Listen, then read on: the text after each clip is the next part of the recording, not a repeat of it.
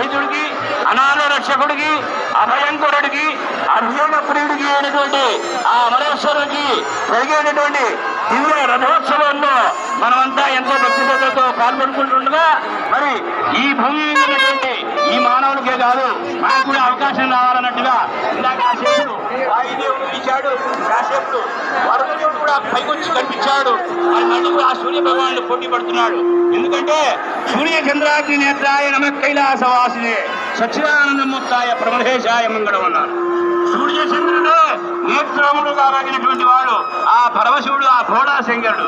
అటువంటి ఆ పరమశివుడి యొక్క దివ్య రథోత్సవాన్ని చూడటానికి సాక్షాత్తుగా మరి ఆ సూర్య భగవానుడు కూడా పోటీ పడుతున్నాడా, అష్టవిష్ణు కూడాను చక్కగా జరిగేటువంటి యొక్క దివ్య రథోత్సవాన్ని తిలకించడానికి వస్తున్నాడా అన్నట్టుగా ఉన్నది ఈ యొక్క అద్భుత దృశ్యం. ఈ అద్భుత దృశ్యం చూసేటప్పటికీ మరి మనందరికీ కూడాను కన్నుల పండుగగా గమనీయంగా అత్యంత భక్తి శ్రద్ధలతో అతి అంగరంగ వైభవం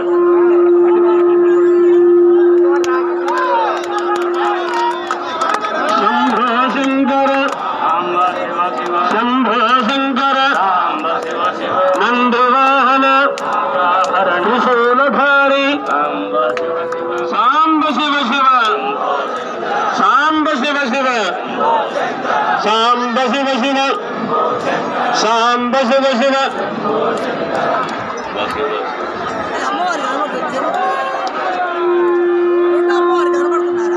రెండు అమ్మవారు కనబడుతున్నారు దీంట్లో.